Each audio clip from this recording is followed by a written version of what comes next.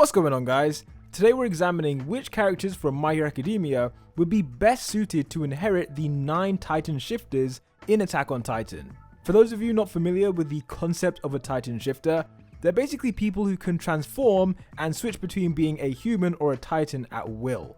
Only 9 Titan shifters exist, and their power can be passed down from one person to another, so it's a bit like One for All, just way more gruesome. Each Titan shifter has its own unique ability, and a person can inherit a Titan shifter at any age, with many characters in Attack on Titan receiving their Titans before they were even teenagers. Before we begin, don't forget to sub for more crossover videos like this, and also a special shout out to my Patreon supporters and YouTube members. You guys help make this possible and I really appreciate it, but without further ado, let's get into the video. Okay, so to start off with an easy one, the first Titan we're going to select a character for is the Armored Titan. The Armored Titan's most notable feature is its incredible durability, which is thanks to these hardened plates all over its body. This armor is good for defense and attack, as in the anime we saw how it survived a bombardment that probably would have killed other Titans, and it's also able to hold its own when it comes to a fight, most of the time at least. If My Hero characters were in this universe, this Titan would be inherited by Kirishima, because he's the best at knowing when to use hardening to protect himself or to attack. His personality is also suited to the Armored Titan, because he has the strength of character to stand up even when he's getting absolutely battered. Additionally, I see similarities between Kirishima and this Titan, because when the Armored Titan was originally shown for the first time, it looked like an unstoppable killing machine, but we eventually saw that under the right circumstances, it could be broken. To me, this was reminiscent of when we first saw Kirishima's unbreakable form, only for it to be surprisingly broken sooner than we thought.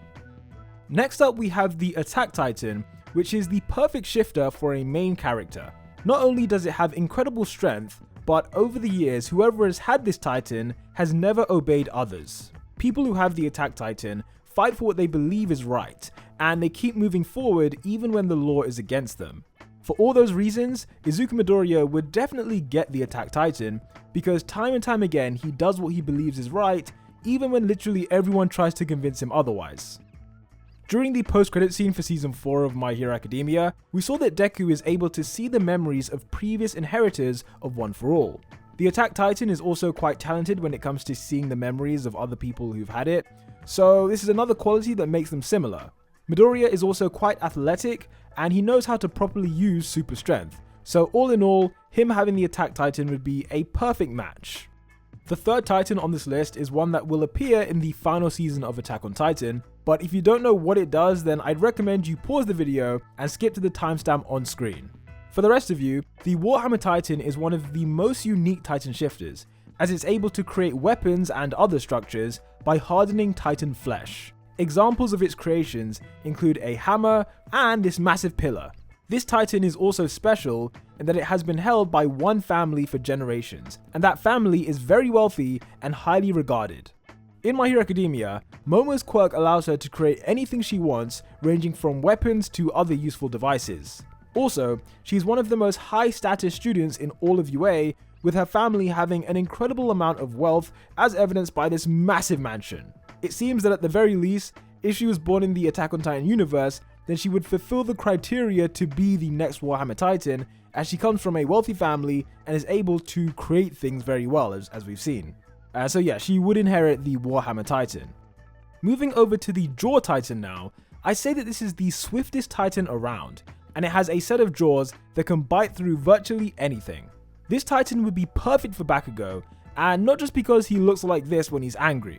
Bakugo's movements in battle are perhaps the best of anyone in Class 1A. I mean, they were so good that Deku decided to copy them, so clearly, he's doing something right.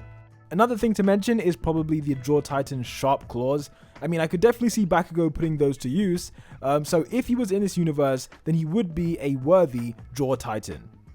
The Founding Titan is the next one we're going to choose a candidate for, and this all-powerful Titan would be inherited by All for One. The Founding Titan is basically invincible when used at its full potential.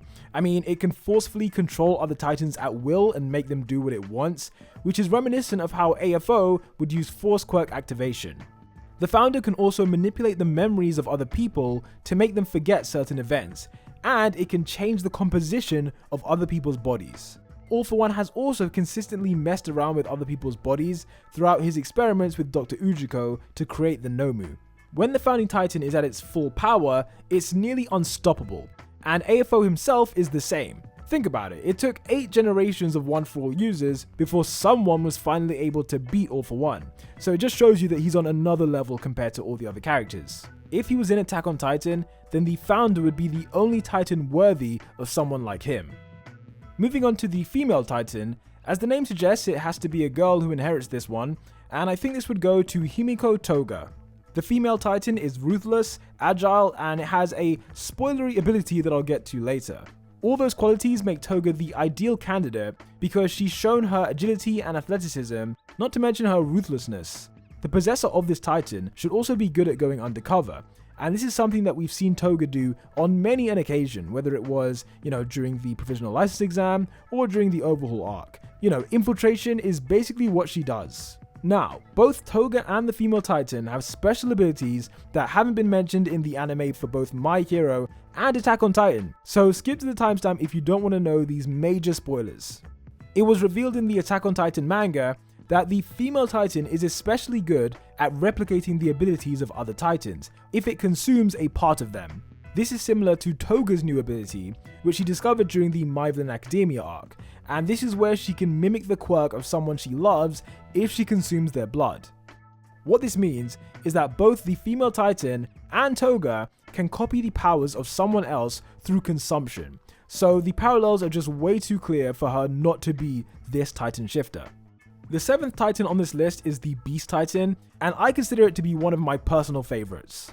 While the Beast Titan may look like a giant disproportionately sized monkey, the intro for Season 3 showed us that not all Beast Titans have to take this form. Rather, the appearance of a Beast Titan will be dictated by, it's unclear, but what we saw was that Zeke used to be a fan of monkeys, and that's what he became when he was a Titan. So in theory, there could be any type of animal as a Beast Titan, depending on what that person likes.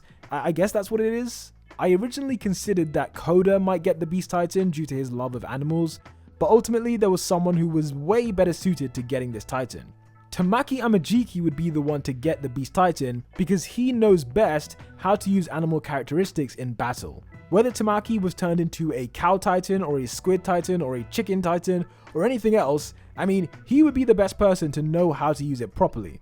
Although he may be timid and quite nervous at times, at the end of the day, he is one of the top 3 students at UA. So if he was in the Attack on Titan universe, then he would definitely be one of the top candidates to inherit the Beast Titan, and I'm sure he would get it in the end. The Colossal Titan is up next, and this was actually the first Titan shifter we ever saw in this series. Standing at over 60 meters tall, it's been described as a god of destruction and is easily capable of wiping out towns or cities if used correctly. Unlike other Titans, the Colossal can choose to create a massive explosion upon transforming, which has an incredible power. Its size also means that it can crush large areas just by walking forwards, and as we saw in seasons 2 and 3, the user of the Colossal can burn people up with its steam or just blow them away. There were a few people I had in mind to inherit this Titan, mainly those with gigantification quirks like Mount Lady or Gigantomachia.